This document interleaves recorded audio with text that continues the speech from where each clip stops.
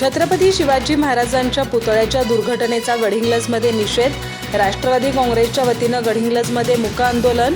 दोषींवर कठोर कारवाईसाठी प्रांताधिकाऱ्यांना निवेदन। मालवण येथील राजकोट किल्ल्यावर उभारण्यात आलेल्या महाराष्ट्राचे आराध्य दैवत युगपुरुष छत्रपती शिवाजी महाराजांचा पुतळा 6 महिन्यांच्या आतच दुर्घटनाग्रस्त झाला। ही घटना अत्यंत धक्कादायक आणि अनाकलनीय आहे। पुतळ्याच्या उभारणीत अक्षम्य त्रुटी राहिल्याचं स्पष्ट दिसतंय। त्यामुळे या घटनेचा तीव्र निषेध गडहिंग्लज तालुका राष्ट्रवादी काँग्रेस अजितदादा गटाच्या वतीनं करण्यात आला। छत्रपती शिवाजी महाराज यांच्या पुतळ्यासमोर गडहिंग्लजमध्ये मूक आंदोलन करण्यात आलं आणि त्यानंतर मूक मोर्चा काढून प्रांताधिकारी मल्लिकार्जुन माने यांना निवेदन देण्यात आलं।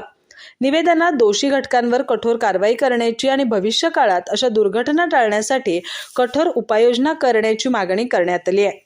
या आंदोलनात गडहिंग्लज तालुका राष्ट्रवादी काँग्रेसचे अध्यक्ष बाबासाहेब पाटील, ज्येष्ठ कार्यकर्ते महाबळेश्वर चौगले, जिल्हा बँकेचे संचालक संतोष पाटील, जयकुमार मुन्नोळी, RS पाटील, वसंत काका चौगले, रवी यरकदावर, मुन्नासाहेब नायकवडी, दशरथ कुपेकर, सागर भाऊ देसाई, PM चव्हाण, माजी सभापती इक्बाल काजी, आप्पासाहेब गडकरी, विकी कोणेकरी, जयसिंग चव्हाण, प्रवीण शिंदे, दयानंद देसाई, शुक्राचार्य चौथे, प्रदीप कडूकर, शिवकुमार ससुंदी, नारायण पाटील आदींसह इतर राष्ट्रवादी काँग्रेस कार्यकर्त्यांनी मोठ्या संख्येनं सहभाग घेतला।